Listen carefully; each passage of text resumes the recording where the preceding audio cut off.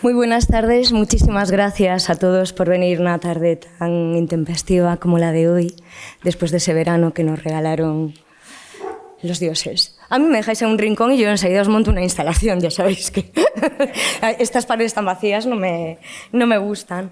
Bueno, espero que esta vez, gracias a la ayuda de Antonio y gracias a la ayuda de Germán y de José Luis, no haga una gorilada con el PowerPoint como suelo hacer. Pero bueno, cuento con vuestra ayuda y con vuestra consideración. Muchísimas gracias por haber venido, gracias por compartir vuestro tiempo conmigo. Es un honor y un placer. Pues claro, como soy un poco gamberra, ¿de qué vamos a hablar? De artivismo. Artivismo, que es esa especie de hibridación entre arte y acción. Realmente podríamos buscar en las vanguardias históricas quizá esa necesaria unión del hombre del ser humano, del arte, del artista como producto de su época, con la necesidad de visibilizar las injusticias de cada época. Quizá ya en el transcurso entre la Edad Media y el Renacimiento, cuando el artista se siente creador y quiere desvincularse un poco del artesano, ya inicia este recorrido para reivindicar su faceta como creador más que como consentidor o asalariado de un sistema. Marc Aulé decía que las formas de arte contemporáneo, al proponernos lo que vemos todos los días, nos perturban, transforman los objetos usuales y familiares en objetos de reflexión y, por tanto, lejos de sublimar lo real, lo subvierten. Por eso, todo eso que nos resulta tan conocido, a veces algo que es tan cotidiano, pues crea en nosotros esa inestabilidad. Esa inestabilidad que nos da lo conocido. Para calibrar la necesidad de una función social en el arte, de la existencia de un componente político en la actividad del artista, bastaría con revisar los innumerables manifiestos promulgados por las vanguardias artísticas, sobre todo por algunas tan antagónicas como el futurismo, de una corriente muchísimo más fascista, ¿no? que se adecuaba un poco al progreso, a la máquina, a la guerra. Veía en la guerra tanta belleza como en la victoria de esa democracia, decía en su manifiesto Marinetti. O el surrealismo, por esa connotación que tiene de existencial, de liberar los instintos frente a una sociedad que de alguna manera impone sus normas. Es un ejercicio, el artivismo, de oposición a las políticas gubernamentales. Es un arte reivindicativo, de resistencia, que da visibilidad, durabilidad y tiene riesgo, un componente de riesgo, que son los rasgos de esta intervención, que conlleva un mensaje claro y político. El concepto, bueno, pues como decíamos antes, es una hibridación entre el arte y el activismo. Es un arte reivindicativo y es un neologismo propuesto en 1998 por Ed Bunting a través de un alter ego en un artículo que escribió. Yo quería apropiarme de esa palabra, pero me he dado cuenta de que no me la había inventado, que ya estaba. Como todo, claro, vamos de originales y al final está todo hecho. Esas influencias que decíamos, el dadaísmo, porque el dadaísmo convierte el acto en reacción, o sea, es el movimiento más activista, uno de los más activistas. El futurismo, como decíamos, el surrealismo con Breton, que también tiene una base teórica. Fluxus, cuando implica más el carácter procesual de la obra que el final de la obra en sí, la obra como tal. Es menos importante, sino el proceso al que se llega, como mantenía, sobre todo Macionas, aunque realmente no podemos hablar de un movimiento fluxus, pero no se consideraba un movimiento, pero sí que coincidieron en el tiempo y tenían necesidades comunes, entonces sí que trascendieron como movimiento. Joseph Beuys también, y bueno, los movimientos del mayo 68 quizá tenían ese también componente de activismo. Madre mía, se me pega. Y, por supuesto, el arte urbano, ¿no? Probablemente lo más antiguo de todo, lo más ancestral, es la pintura sobre el muro. Lo teníamos, el muro parital, la pintura parietal de las cuevas, como marca de humanidad. Bueno, pues obviamente pasa el tiempo, pero el muro, el espacio urbano, también es un escenario extraordinario para escribir las consignas, para dejar las marcas, ¿no? Otras pautas que tuvimos fueron pues, el land art, el conceptual art, el minimal. Por ejemplo, podríamos ver alguna de las obras de Cristo interviniendo la naturaleza. Cristo, a través de estas telas, ocultaba una parte del paisaje, pero en realidad es una manera de actuar con el paisaje en sí. Otra forma también de actuación es el arte povera, que trasladaba los materiales más humildes para luchar un poco contra ese mercado del arte tan agresivo, ese mercantilismo que existía y que siempre... Esta es la Venus de los trapos de Pistoletto. Más contemporáneo, Ai Weiwei es un activista político que critica las violaciones de los derechos humanos, la censura y la apatía. La política se hace arte. Yo creo que uno de nuestros mayores retrocesos es la falta de empatía. Hoy por hoy pues vivimos, como decía Huxley, ¿no? Casi se lo dibujó perfectamente, Un mundo feliz, en una sociedad que es incapaz de retener el dolor de otros, es incapaz de recordar. Nosotros que crecimos derribando muros, pues es muy triste ver cómo las nuevas generaciones se ven cercadas por ideales castrantes, por muros que edifican y guerras genocidas. En este caso vemos pues, una de sus instalaciones que tiene que ver pues, con el problema de la inmigración. Nerea Acevedo nos invita a reflexionar sobre el daño que causamos en el planeta. A través de esta instalación que realizó en la Facultad de Derecho de Chile, planteó una serie de muñecos de pequeño tamaño de hielo y los sentó en las escaleras de la Facultad de Derecho. El proceso que quería visibilizar era atraer la atención sobre el calentamiento de los polos y ver cómo nosotros somos los principales ejecutores de nuestro modo de vida, del planeta. El proceso de desmembración de las figuras de hielo tiene se contrapone un poco a la idea de la inmortalidad que planteaban en la antigua Roma cuando realizaban esculturas ecuestres o esculturas para conmemorar la inmortalidad de alguien que consideraban importante. Ella lo revierte el concepto para que seamos capaces de darnos cuenta de lo poco que somos y del peligro que corremos porque somos los principales asesinos de la naturaleza. Es también una manera de concienciar. Tracy Emin, Tracy Emin es una artista muy provocadora, inglesa. Esta instalación es My Bed. Fue finalista en el premio Turner, no llegó a ganarlo, pero sí salió en Christie en subastas por 3,2 millones de euros. El día que ponga mi habitación es que nos forramos, mamá. Bueno, es muy crítica con el sistema. Además, hola, buenas tardes, bienvenido. Gracias por venir. Interpela al espectador acerca de cómo somos en realidad, de nuestros miedos, de nuestras trabas, de todo aquello que no queremos enseñar.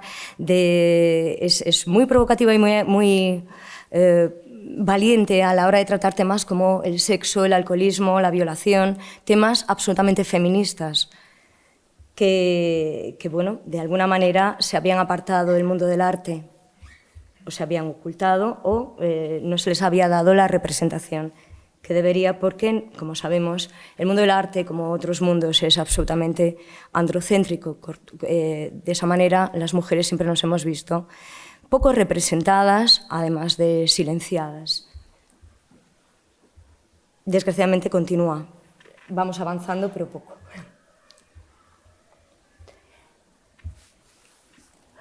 Mauricio Catalan plantea el problema de la religión.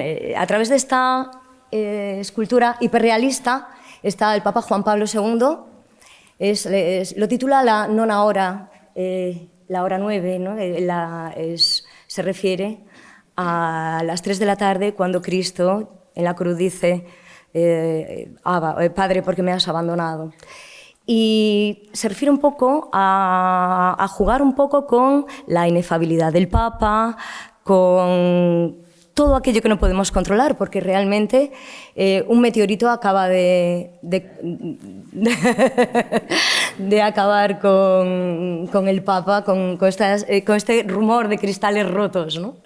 En Polonia, cuando fue expuesta esta obra, algunos visitantes intentaban levantar al Papa y apartar el meteorito. Entonces, Mauricio, con bastante gracia, decía que era una reversión, o sea, que en realidad se esperaba que los milagros viniesen del cielo, pero que estaban salvando al Papa los humanos. Era un milagro hecho desde la tierra. Y Banksy, naturalmente.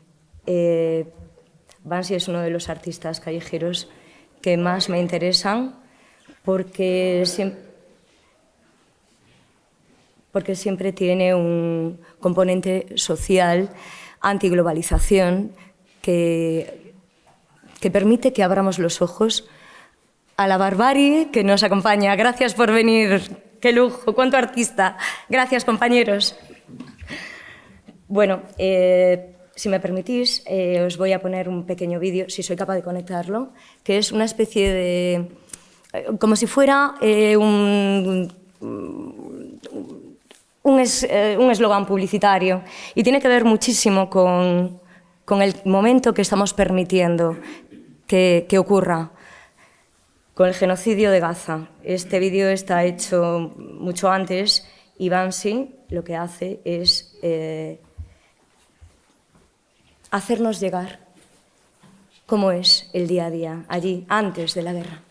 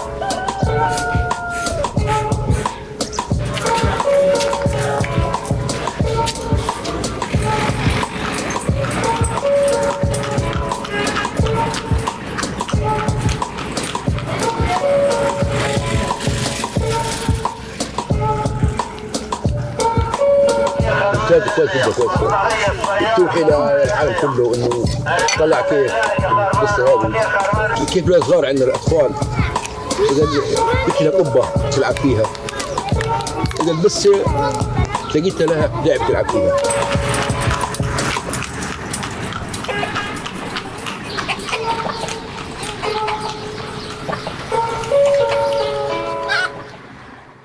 Bueno, tranquilos, chicos. Lo digo por mis alumnos porque normalmente hablo de Palestina y me echo a llorar en clase, ¿verdad? Siempre doy unos espectáculos terroríficos.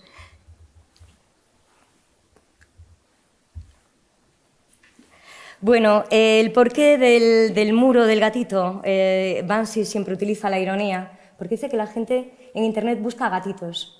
Entonces, que vayan a visitar Gaza, que tiene un enorme gato allí. También vemos esa torre de control en la que los niños lo utilizan como un columpio, como un juego. Pero lo que está claro es que la guerra no es un juego y que no podemos permitir una situación así en el siglo XXI, ni en ningún siglo.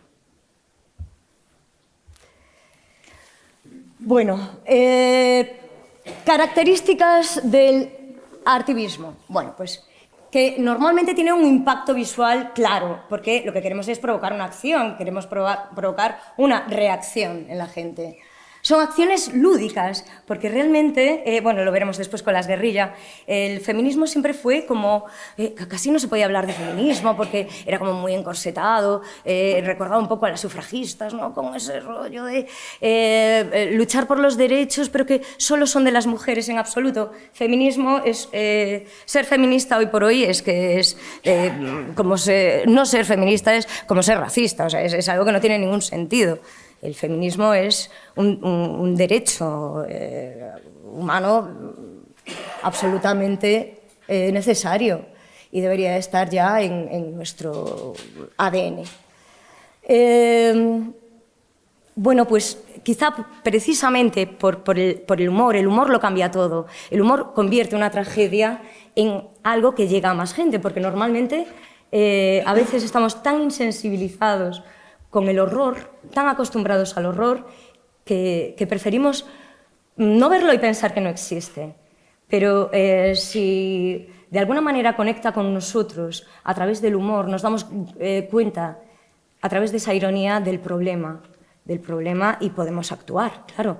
Un problema que no existe si no lo conocemos. Entonces, una muy buena manera de llamar la atención para cambiar las cosas. El humor. Es un acto de democratización de la creatividad, porque nosotros estamos acostumbrados a ver que el artista es un sujeto que hace cosas, pero en las movilizaciones, en las acciones comunitarias, todos forman parte de esa acción. Es como un sujeto colectivo, una conciencia colectiva. Todo el mundo lleva su pancarta, todo el mundo forma parte de esa idea. Y es como cómo se pueden llevar las cosas adelante también.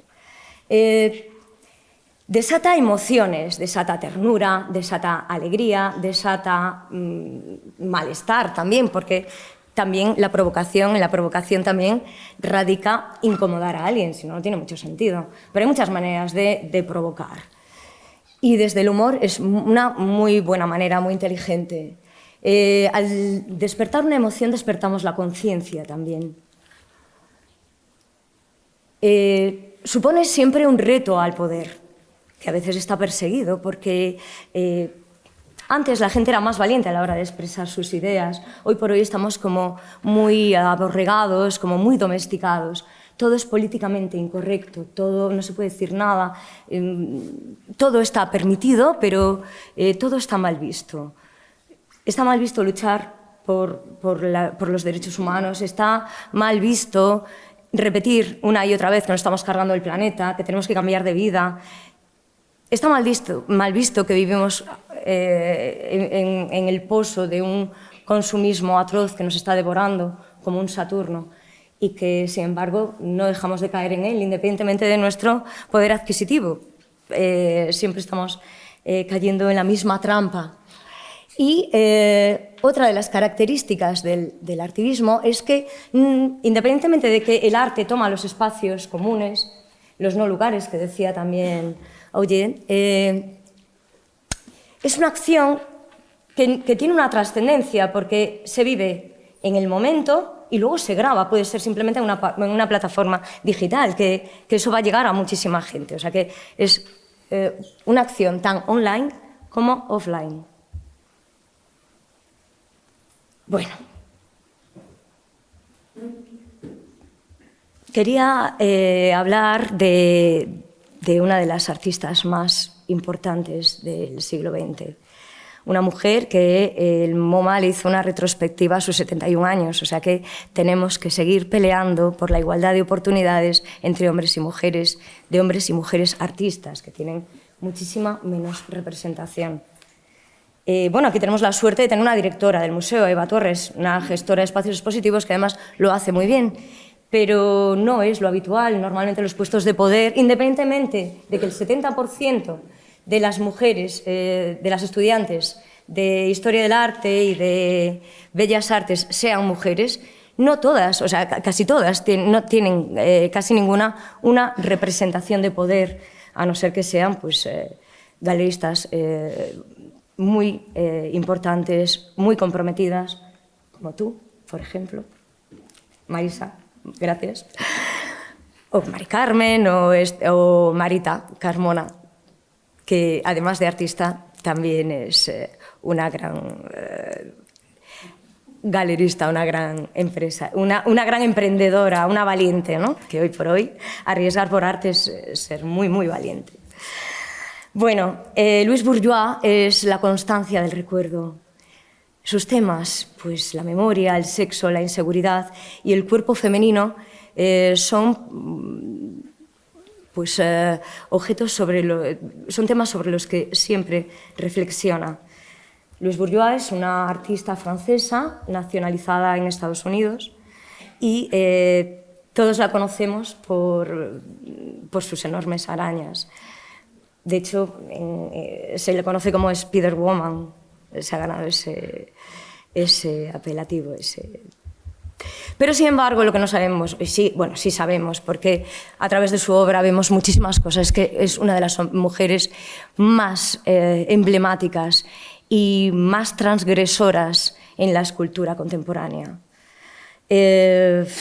Fundadora del arte confesional, sus trabajos hacen referencia a la figura humana, porque en el ser humano, o sea, no busca una trascendencia en lo exterior, sino en lo interior, en cómo sufrimos las cosas, nuestros traumas de infancia, que tanto nos marcan en el futuro. Ella desarrolló un tema un poco traumatizada por una situación que vivió de pequeña. Su madre era una mujer muy inteligente y una mujer muy buena, pero su padre, bueno, tenía un taller de telares en París y entonces estaba acostumbrada a ver esas partes que faltan, ¿no?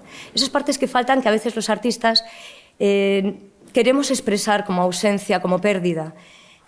Y lo hacemos amputando miembros, cortando un brazo, quitando una pierna, porque es la manera más próxima de representar el dolor. Un dolor que sentimos por dentro es intangible, como definir el azul o el rojo, pero un dolor físico, algo que nos revuelve por dentro, eso es una sensación que todos conocemos.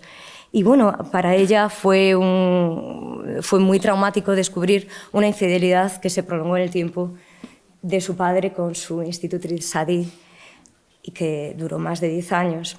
Este descubrimiento hizo que se despertase en ella una ira tremenda y un sentimiento de traición y de pérdida ante esos valores que para ella representaba un padre un tanto autoritario.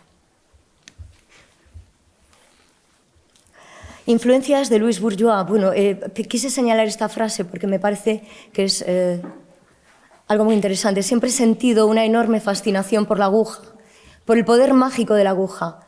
La aguja se utiliza para reparar el daño. Es una petición de perdón. Nunca es agresiva, no es un alfiler. El alfiler te pincha, pero no te cura, te deja una herida. La aguja, independientemente de que te puede pinchar, en realidad lo que lo utilizamos es para reparar, para coser, para superar esas ausencias, esas heridas que nos hacen, para que suturen, para que se pongan otra vez. Es también algo que hemos visto en obras de otras artistas, en las que probablemente Louise Bourgeois, sin duda, ha influido, como Ana de Matos, la lucense Ana de Matos, o el tema de la casa, de lo femenino, independientemente de que Louise Bourgeois nunca se haya definido como una artista, no haya definido su arte como arte feminista, sí que lo es, indudablemente. Bueno, otras de las influencias de las que bebió fue el activismo vienés y el surrealismo, las constelaciones y todo lo que afecta al subconsciente. Y esto todo lo englobaríamos un poco en el arte conceptual. Otras vinculaciones que tenía, que vemos también en su obra en tela, es el primitivismo. Bueno, también se unió a un historiador, es especialista en cultura, en primitivismo, y pues descubrió un maravilloso mundo de exvotos, de todo ese tipo de arqueología que descubrimos en los ajuares funerarios que tienen que ver con una proyección al más allá, pero del ser humano, como esa permanencia entre los dos mundos. Vamos a ver, si os parece bien, algunas de las obras de Louise Bourgeois. Una de las primeras colecciones, antes de que se estableciese como escultora, fue la pintura. Ella pintaba. Fernand Leyer fue alumna de Fernand Leyer y le dijo que ella realmente tenía el temperamento de una escultora, que las tres dimensiones eran su lenguaje. La colección Mujeres Casas son figuras femeninas con cuerpos formados parcialmente por casas, en las que hacía la condición social de la mujer, del confinamiento. La casa es protección, pero también, de alguna manera, es confinamiento. Dibuja cuerpos femeninos sin cabeza para obviar el mundo femenino y centrarse en la capacidad reproductora y cuidadora que se le asignaba a la mujer en aquella época. El color rojo amenazante que veremos en las figuras refleja la agorafobia provocada por el encierro, mientras que la claustrofobia provoca esa sensación de encierro, de aislamiento, de una mujer que está encerrada en cuatro paredes.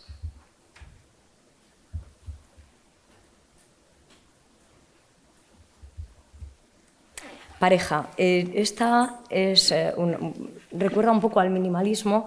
Las obras de Louise Bourgeois tienen que ver mucho con los órganos internos y externos, porque al final somos un pedazo de carne. Esta obra mantiene ese riesgo de la suspensión, el estar a punto de caer. Ella habla de miedos, del miedo a caer, del mantenerse y del ser capaz de aguantar, como tres etapas en su obra, diferenciadas, pero manteniendo siempre esa inestabilidad del miedo, de la incertidumbre. Esta obra se llama Filet, utiliza de una manera pues, bastante obvia órganos sexuales y masculinos y femeninos. Curiosamente, esta obra se llama Hija, Filet, y es una obra con la que se retrató. Esta foto la hizo Robert Mapplethorpe y ella pues, utilizó de una manera irónica esta obra que es una alusión al pene y se reía diciendo que como Freud decía por el tema de las mujeres, que era la envidia del pene, bueno, pues ella utilizaba de una manera irónica este concepto. Por cierto, tenemos en la sala a alguien que llegó a conocer y a retratar a Robert Mapplethorpe, Plácido, la única persona que tuvo ese lujo. La destrucción del padre. Bueno, este es otro de los ambientes claustrofóbicos. Tiene una historia que dice Louise Bourgeois que es precisamente por ese trauma que generado en la infancia, en la que su padre, a través de esa traición que hizo a la familia, pues fue como algo que no pudo superar nunca. Y con 8 años, tras una discusión con su padre, empezó a modelar una figurita en miga de pan. Y estaba muy enfadada. Entonces, modeló la figura de pan con 8 años y empezó a desmembrarla, a romperla en trocitos y se la comió. esa manera de acabar con la figura del padre, de engullir los problemas, también nos remite un poco al mito clásico de Saturno, ¿no? Ese canibalismo atroz familiar. Esta pieza tiene lugar en 1973, que fue cuando también perdió a su marido, y dice que es una constante en su obra esta destrucción del padre, destrucción de los traumas, no destrucción de los traumas infantiles, sino sacarlo. Y está constituida por un ambiente tremendamente claustrofóbico, formado por protuberancias que recuerdan a órganos internos. Es una externalización del paisaje interior. El color rojo también es inquietante, es como una mezcla de órganos sin forma. Y también esta obra se conoce como La Cena, en la que haría una especie de escenografía en la que ella y sus hermanos asesinarían y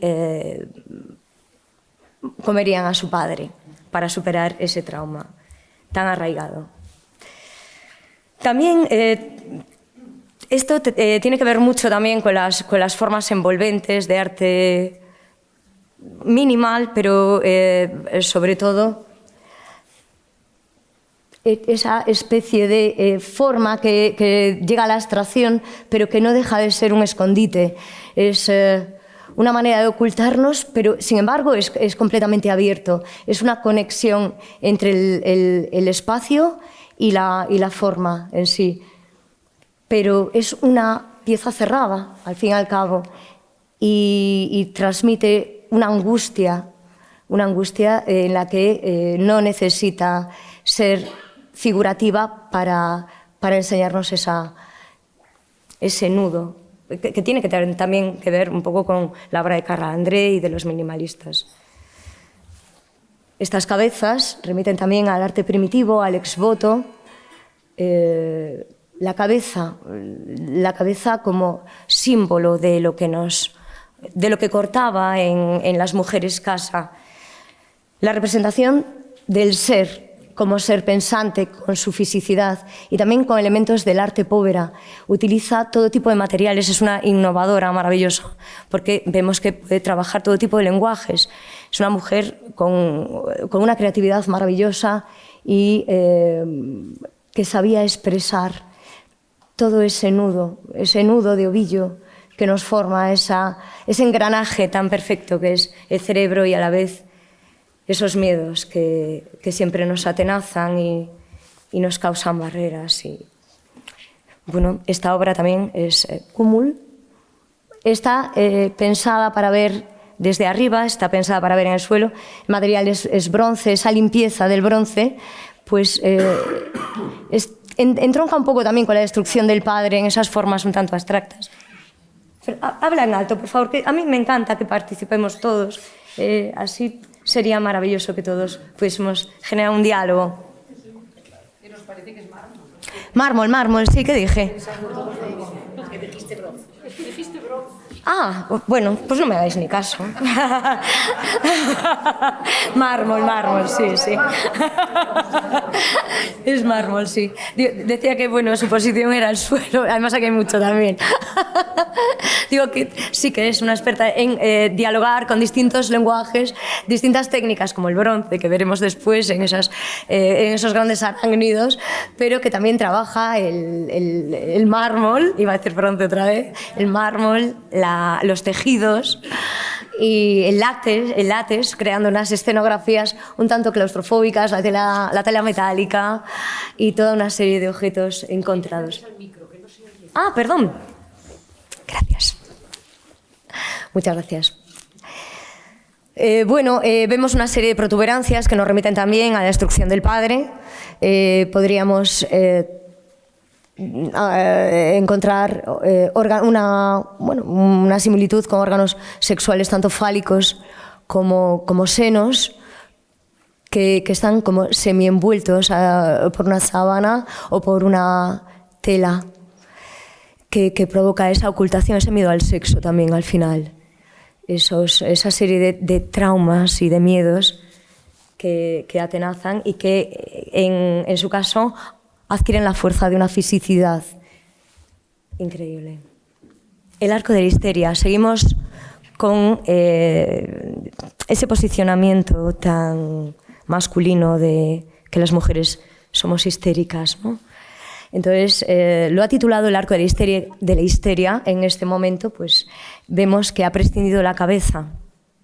Es un cuerpo en suspensión que se mantiene en equilibrio y, sin embargo, ejerce una tremenda fuerza de resistencia en su brazo izquierdo. Esta pieza también yo la he visto, se ha expuesto sobre una cama en las habitaciones y está como, pues eso, levitante, y tiene que ver un poco con ese, un poco con lo que decía Freud, ¿no? de la histeria como una característica innata en las mujeres. Mama. Esta obra la conocemos todos. Es probablemente la obra más conocida de Louise Bourgeois. No quiero decir con esto que las otras no sean menos interesantes, pero sí, es una de las más conocidas. Bueno, esta obra remite un poco también a su pasado, porque, como decía, su madre era tejedora y ella se crió en ese ambiente de reparar los tapices. La imagen de la araña es también como la de la mantis, es de esas apropiaciones que la mente masculina hace que se vinculen mucho al sexo femenino. Una araña al final es un monstruo que nos da un poquito de miedo, y una mantis es un ser que acaba con la vida de su compañero en la cópula. La araña es el símbolo del tejedor. La araña es el símbolo de su madre, de una mujer constante. Las arañas son buenas porque limpian el hogar. Las mujeres tejen porque el tema de tejer siempre se atribuyó al sexo femenino, a la artesanía también. Las tejedoras de las hilanderas de Velázquez, el mito de Aracne. Mama es la araña, que esta araña simboliza a su madre, esa manera de estar en el mundo, de mantenerse, aún a saber, siendo consciente de las infidelidades de su marido, una mujer inteligente, capaz de sobrevivir al tiempo que le tocó vivir. Una mujer, una araña, que es madre sobre todo, y que a pesar de ese aspecto feroz que tiene, porque es capaz de atacar si ve en peligro a sus crías, las acoge con amor en su vientre. En su vientre están depositados unos huevos que la convierten en un ser muy peligroso. Tenemos más alusiones al cuerpo femenino y a la araña, esas patas hipertrofiadas, bellísimas. Es curioso cómo controla el volumen, el equilibrio, esa capacidad de elevar la figura a través de unas patas imposibles y generar una tensión extraordinaria en la suspensión del cuerpo femenino. Un cuerpo que está como entregado a sí mismo. Habla del interior más que del exterior. Parece que no le importa el exterior. Está replegado sobre sí mismo. Habla de la mujer en concepto, en su totalidad. Celdas. Otra vez nos encontramos un ambiente un tanto claustrofóbico. Aquí encontramos también formas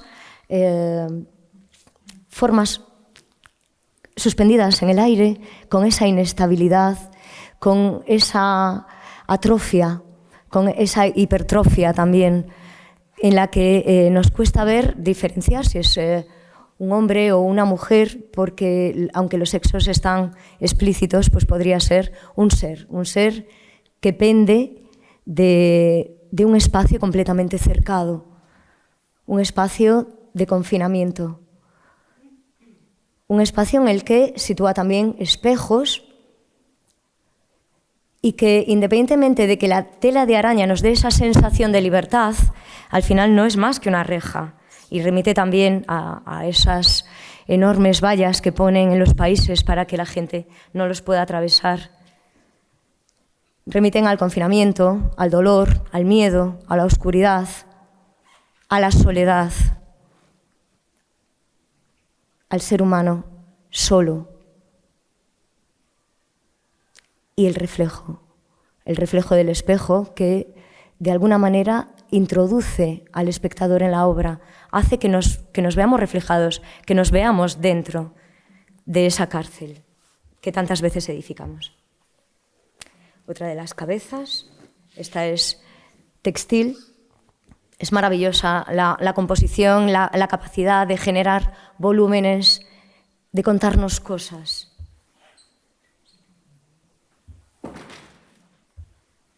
Fers, los miedos, una vez más. Miedos que nos atenazan, son grilletes que nos ponemos. No hay mayor traba que las barreras autoimpuestas, y nosotros solemos ponernos. Somos nuestros principales enemigos. Somos los que nos autoimponemos barreras que a lo mejor para otros no las ven, pero nosotros pensamos que en cuántas ocasiones no sé, no puedo, no valgo. Y eso lo transmitimos, lo proyectamos de alguna manera que en realidad nos dan la razón. No vales, no sabes, no lo hagas. ¿Para qué? Si vas a fracasar. Miedos que son grilletes que arrastramos, bien sea por nuestro pasado, por nuestro presente o por el miedo que le tenemos al futuro, al final.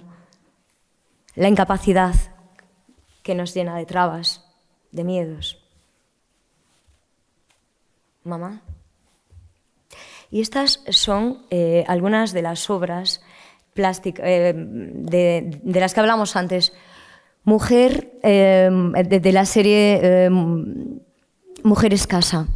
Vemos que obvia completamente la cabeza, porque lo que le interesa es externalizar ese cuerpo, que es lo que físicamente mostramos, pero por lo que se identifica a una mujer. Pues una mujer que tendría que estar en el ámbito doméstico, una mujer que es interesante porque es reproductiva, una mujer que es el alma del hogar, la cuidadora, la que alimenta a todo el mundo, pero es una mujer impedida, no tiene piernas, no puede escapar. Es una mujer sin cabeza, porque a nadie le importa lo que piense. Es una mujer castrada, porque lo único que vemos es su sexo, pero no vemos lo que piensa, lo que siente, lo que quiere aportar, lo que puede aportar, lo que es una mujer. Escaleras que no nos llevan a ningún sitio, a muros cerrados, al confinamiento una vez más, a un confinamiento en el que las escaleras son demasiado bajas para que podamos salir y que nos mantienen atrapados en el confinamiento autoimpuesto o incluso impuesto por otros. Esa felicidad del hogar, de lo establecido, de la seguridad. Bueno, quería deciros que es un honor hablar de Louise Bourgeois, que es vergonzoso que la hayamos descubierto tan tarde. Bueno, en los años 70, otras mujeres también exploraron el cuerpo y el paisaje femenino, como Eva Hesse, que fue una de las artistas más influyentes del movimiento minimalista y post-minimalista del siglo XX. A través de su enfoque único e innovador de los materiales, Hesse desafió las convenciones del arte tradicional y exploró temas de identidad, fragilidad y resistencia a través de experimentar precisamente con materiales poco convencionales como la fibra de vidrio, el látex, y son materiales que se convertirían en algo muy innovador en el momento y también características distintivas de su estilo. Cindy Sherman, todos la conocemos, a esta maravillosa fotógrafa. Es como Mortadelo, reconocida por su capacidad para transformarse en innumerables personajes. Sin embargo, es una de las grandes artistas que han reflexionado sobre la identidad, cómo somos, cómo nos vemos, cómo nos mostramos, cómo nos quieren ver. Entonces, se caracteriza, ella es la protagonista de sus fotografías y se caracteriza, se disfraza de todas esas mujeres que estamos acostumbrados a ver en las revistas, en el cine de los años 50, en situaciones domésticas, algunas situaciones que no salen a la luz como el maltrato, pero que ella refleja a través de sus obras, y también desafía las nociones tradicionales de la autoría de la fotografía. Por ejemplo, tenemos aquí a Plácido. Plácido, tú eres un fotógrafo, cuando tenemos la suerte de ser el objetivo de tu cámara, somos los protagonistas de tu instante, de tu tiempo, de tu mirada maravillosa. Pero la autoría de la foto es tuya. Sin embargo, en el caso de Cindy Sherman, a veces se autorretrata mediante, pues, eso, por la cámara y tal, pero en otras ocasiones es otro elemento, otra persona quien le hace las fotos. Entonces está cuestionando la autoría de quién es la foto, del fotógrafo o de quién idea la foto, del concepto. Ya estamos con el concepto, ahí nos perdemos un poco con el concepto. Pero introduce ese debate que también es muy interesante. Su trabajo se basa en la exploración de los roles de género, en la identidad, y a menudo desafiando las expectativas sociales, como una gran provocadora, desafía esas expectativas sociales y culturales impuestas por la sociedad. Bueno, algunas de sus obras, de sus series, es Imágenes fijas sin título, que es personajes femeninos inspirados en el cine, como decíamos, de los años 50 y 60. Centerfolds, desplegables centrales, como aquellas revistas, ¿no?, en las que había un póster. Yo me acuerdo de la Super Pop, que siempre había un grupo de música y había, pues, un cantante que era guapo y le dedicaban así desplegables, pero creo que también en otro tipo de revistas pornográficas también había desplegables de ese tipo, ¿no?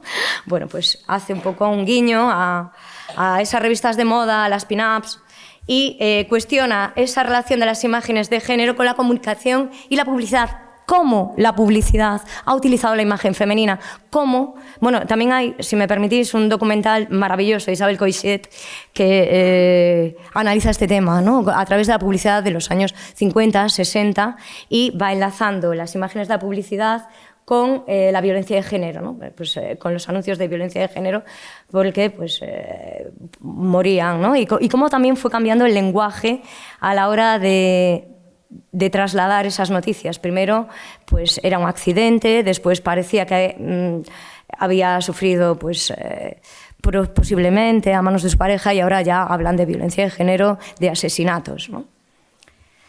Bueno, Judith Chicago es una reconocida artista estadounidense, también una de los iconos del feminismo de los años 70. The Dinner Party, la cena de gala, es una de las obras en las que por primera vez se visibiliza una hair story. O sea, va a revitalizar, va a valorar a las mujeres, a mujeres importantes que, una vez más, habían sido invisibilizadas por el contexto masculino, no habían salido en la historia, no habían salido en el mundo del arte, e incluso, pues, algunas de estas artistas, y hasta hace muy poco, sus obras fueron atribuidas a artistas masculinos. En el momento en el que se descubrió que las obras eran de artistas femeninas, automáticamente bajó su cotización. O sea, la obra pierde valor dependiendo del sujeto que la haga. Parece muy curioso eso, y bastante indefendible. Bueno, esta instalación era una mesa triangular de gran tamaño en el que había 39 asientos y cada uno de ellos tenía el nombre de una mujer relevante. The Dinner Party es considerada una importante declaración sobre la condición y la contribución de las mujeres a la cultura y a la industria cultural. El trabajo de Chicago también tiene que ver con la identidad, con la sexualidad, con la violencia de género y la representación de la mujer en el arte popular. Sus enfoques de género abordan también cuestiones de poder y dominación. Es muy importante revivir su trabajo, que veremos ahora, su enfoque abiertamente feminista y el símbolo y el uso de imágenes abiertamente eróticas, que constituye una experiencia feminista y un ataque al patriarcado y a las normas de género. Ana Mendieta es una artista cubana que bueno, trabajó el tiempo que le permitieron porque fue asesinada por su compañero, Carl André, también un artista conocido, un artista minimalista. Nunca independientemente de que tuvo cargos por ello, nunca se pudo demostrar por falta de pruebas, pero Ana Mendieta, como él decía, tenía tendencia al suicidio. Como era cubana, pues estaba muy vinculada a lo de los santeros, al santerismo y claro, pues era una chica un poco desequilibrada, decía Carl André, y esto quizá la precipitó de un 34 piso a la calle para que siguiese haciendo sus performaciones con la naturaleza. Veamos algunos. El cuerpo femenino como sujeto y objeto de su arte. Sus performances no metía su cuerpo en la naturaleza, sino que a través del land art, del arte de la tierra, se metía ella en el paisaje. Interactuaba con elementos naturales como el agua, la roca, la tierra, y se convirtieron en metáforas de su reflexión, de su conexión espiritual con la tierra y con los ancestros. Por ejemplo, las Rupestrian Sculptures. Bueno, veremos ahora esta fragilidad e impermanencia del ser humano en relación con lo natural. Eva Hayes.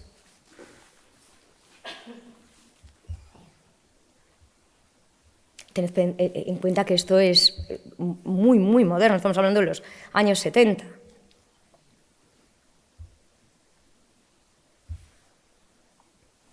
Cindy Sherman, sus retratos pictóricos. Fijaros en el globito, fijaros que cuando surgen las guerrilla girls, que luego las veremos también, en los años 80 había una sexualización tremenda del arte, entonces era necesario que saliesen colectivos como las Guerrilla Girls, porque en este momento Jeff Koons paseaba a chicholina y una sexualidad bastante vergonzosa por los museos de Nueva York, valorando ese consumismo atroz y el poder del llegar independientemente de cómo fuera, ¿no? Una banalización de la sexualidad y del respeto por las mujeres. Ella hace también un guiño con este globo tan utilizado también por Jeff Koons.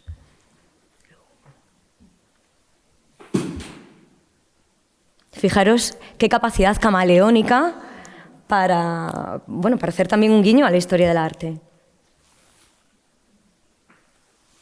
Esta es muy bonita.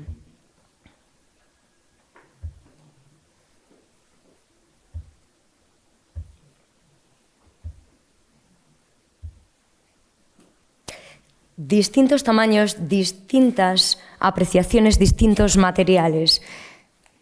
Obras que incluyen al espectador, que las meten dentro, pero sin tener que contar nada. Y esta sería de la que hablábamos, de Dinner Party, la cena de gala, en la que, como veis, están representadas distintas mujeres, bueno, solo es una sección, no se ve muy bien, pero que pone la primera piedra para esa hair story que hay que reescribir y que es por justicia, resituar a las mujeres artistas olvidadas. Intervenciones de Ana Mendieta.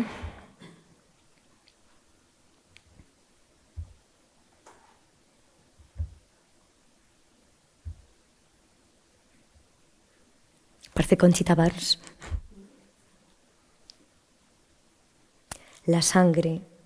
También habla de la falta de raíces, de la inmigración, de la violación. Hizo una serie de performances que tenían que ver con la violación, con la fragilidad, con la barbarie.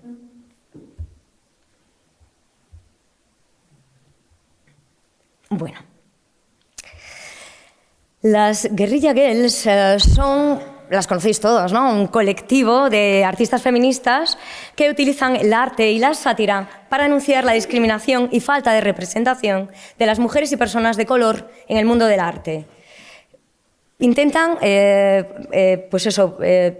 concienciar a la sociedad de que es necesaria es necesario un replanteamiento y que la igualdad de género todavía es un problema que en el arte hay que visibilizar. Se fundó en Nueva York en 1983 y, en realidad ellas surgieron como guerrilla porque utilizaban las técnicas de comunicación de guerrilla. Lo que pasa es que una periodista, como en inglés, se pronuncia muy parecido guerrilla y gorilla. Bueno, lo he pronunciado fatal, espero que nadie sepa mucho inglés. ¡Ay, Jill! Por favor, pronúncialo tú, que será muchísimo. Bueno, pues trascendió como gorila y les pareció que era fantástico utilizar el arte enmascarado por varias razones. Primero, porque así no se le puede poner nombre a una acción en concreto, es la acción de un colectivo. Y por otra parte, porque si esas acciones, ellas que son todas vinculadas al mundo del arte, utilizaron nombres de artistas muertas como Kate Kollwitz, Gertrude Stein o teóricas del arte, Frida Kahlo, si utilizaban como artista su nombre propio, pues podrían tener unas críticas adversas en el sentido de, bueno, ya está, Tareisha critica, porque como a ella no la ponen para exponer ahí, pues entonces de esta manera era una acción colectiva en la que se visualizaba esa ausencia de mujeres en galerías, museos. Empezó como una pequeña acción, una manifestación, ellas imprimían pequeños panfletos, pancartas, en una acción de calle, imprimían esos panfletos de poco coste y empapelaban las calles. Y eran muy directas, los mensajes son muy directos. Su crítica era muy afinada. Muchas gracias, perdona. Era una crítica bastante afilada porque no se cortaba a la hora de hablar de los museos, de los críticos, de las galerías, hacían responsables directos a todas las personas que controlaban el arte, que básicamente eran hombres y blancos, ¿no? Eran hombres y blancos. Y había, pues eso, llamaba la atención el hecho de que hubiese tan pocas mujeres representadas y tampoco hubiese minorías étnicas en la industria del arte. Otro punto clave es la falta de remuneración, el techo de cristal, la brecha salarial que hay entre las cotizaciones de obras hechas por hombres y obras hechas por mujeres. Por tanto, ellas piden bienvenida. Que se rompa ese techo, esa brecha salarial, piden y sugieren que la educación es la pauta necesaria para que también puedan gozar de ella las minorías que no la alcanzan, que no tienen ese poder adquisitivo, que la educación llegue a todas las razas y a todos los estamentos de la sociedad. Y sus obras son satíricas, son carteles dominados por el ingenio para romper ese feminismo radical al que tanto miedo le daba a la gente. Utilizar el humor, el doble sentido, sobre todo el lenguaje, porque si quieres protestar tienes que mandar un mensaje muy claro, eso está claro, porque si te quedas solo con la performance hay que mandar un mensaje que llame la atención, que provoque, y si provoca puede tener un eco en la sociedad. Si hace gracia el humor, pues te quedas con la consigna también, con todo el dramatismo que implica. Vale. Sus estrategias es básicamente utilizar esas máscaras de gorila. Y llaman también otros temas que tratan, son pues eso, las inequidades de género, y han creado pues, su propio museo virtual donde recopilan información, recursos. Han conseguido que muchas galerías hayan introducido la obra de mujeres en sus programas expositivos y, de alguna manera, se pueda visibilizar, concienciar y movilizar. Independientemente de que hoy por hoy estos retos existen, continúan, prevalecen, ya que es muy pequeña, muy escasa la representación de mujeres artistas. En ferias como Arco, por ejemplo, pues, estábamos hablando del 19, en el 18 y en el 19 de un 4 o 5%, ¿no? Sí, en el 2019, un 4% de mujeres.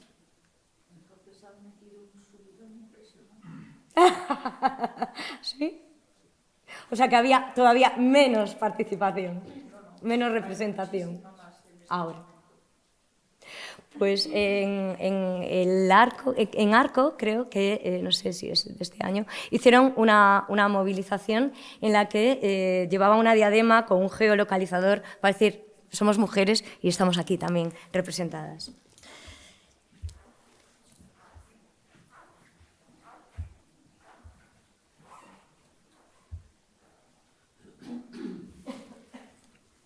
Activismo enmascarado, como decíamos, pues eso, afiches, carteles y pegatinas para criticar esta exclusión de las mujeres en el arte o en puestos directivos del arte.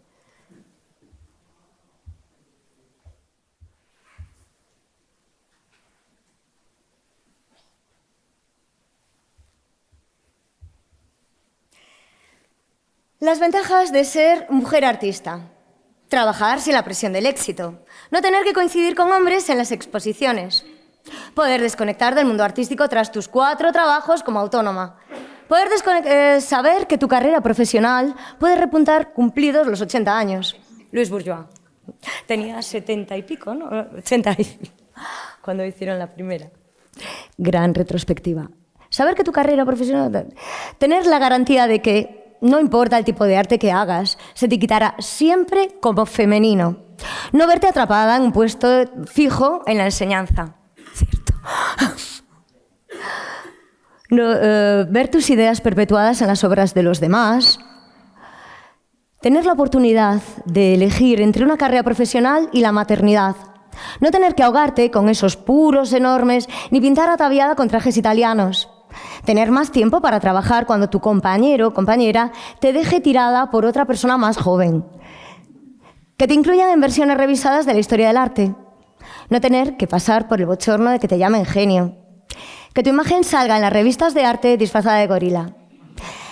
Las ventajas de ser artista. Las ventajas de ser mujer artista. No hay ventajas. Algunas de estas galerías solo muestran el 10% o ninguna en su programación. La anatomía correcta del Oscar. También abordan problemáticas como el cine, la inmigración, bueno, etc. Él es blanco y es un hombre. Es un perfecto ganador. En los premios Oscar nunca se ha nominado a una mujer como mejor directora. El 92,8%, como veis, de los guionistas suelen ser hombres. Son hombres, los nominados. Solo el 5,5% de los actores que han ganado son gente de color. O sea que hay una descompensación evidente. Querido coleccionista, sabemos que queríamos reclamar tu atención sobre tu colección, que tiene poca representación de arte, no tiene la suficiente representación de arte de mujeres. Nos consta que esto te hace sentir horriblemente mal. Por eso te sugerimos que rectifiques esta situación inmediatamente. Con amor, Guerrilla Girls. Cuando el racismo y el sexismo no esté de moda, ¿cuánto valdrá tu colección? Bueno, yo creo que es mejor que lo traduzcas tú, que yo me invento cosas. Sí, por favor, Jill. Pues mire, es que dije cuando el racismo y el sexismo ya no son de moda, que en cuánto valdrá tu colección de arte. Y el mercado del arte no dará ningún megabuck, muchísimos precios altos, ¿no? En el trabajo que unos pocos machos blancos tal siempre, ¿no? Para los 17,7 millones que acabas de gastar en un simple obra de Jasper Johns, en un cuadro de Jasper Johns, usted podría haber comprado por lo menos uno de estos trabajos de todas esas mujeres y artistas de Colombia. Muchísimas gracias. Otra vez, ¿no? Una crítica bastante aguda acerca de la diferencia de los precios entre las obras y las cotizaciones de algunos artistas y de mujeres. Bueno, vemos que queremos pensar que eso cambie, pero bueno, todavía tenemos mucho por lo que luchar. Una vez más, la discriminación. La tragedia que se representa en Broadway no es Electra, sino es la discriminación. Hay un día de la mujer, pero no hay un arte de mujeres representado debidamente. Siempre utilizamos el sentido del humor, el doble sentido.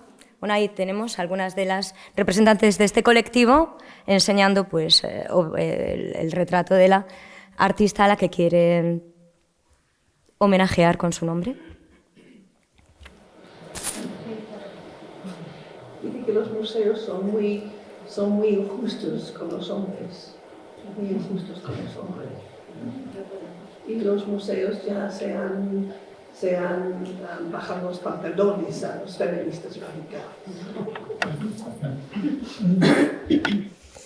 Bueno, esta es la consigna de 1989 que que dio más visibilidad a este colectivo.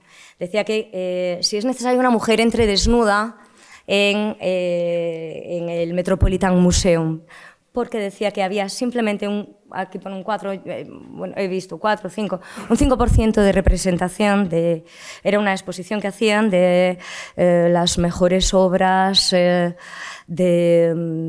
estaban representadas del arte contemporáneo y estaban representados 169 artistas, de los cuales solo 13 eran mujeres. En esta exposición estaba también Miquel Barceló y Zups, españoles. Pero mujeres solo había 13. Tengo los nombres, pero bueno, no creo que nos dé tiempo. Si queréis os digo los nombres de ellas, pero bueno.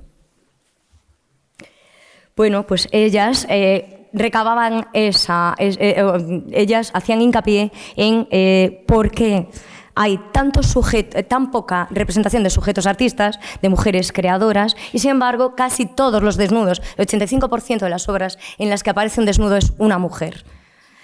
Utiliza la odalisca de Ingres y le pone una máscara de gorila, la gran odalisca de 1814. Es curioso porque tiene que haber, es necesario todavía recriminar al contexto de la industria del arte que tiene que ver a las mujeres como sujetos creativos. Las artistas hoy por hoy tienen una obra, las mujeres artistas tienen una obra mucho más combativa, mucho más comprometida que muchos de los artistas hombres que se venden por cantidades vergonzosas, ¿no?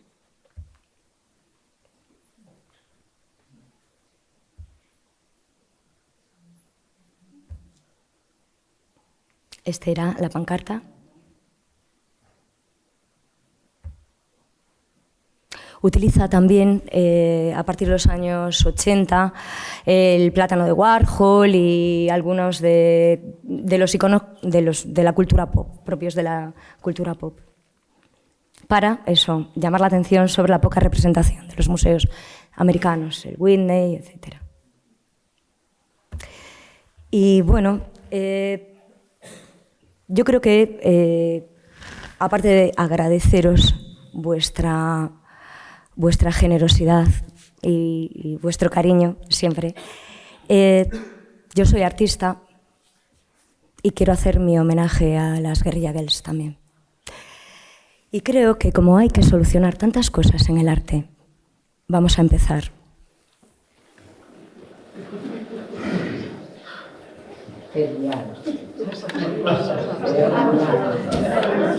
Abramos el museo ya.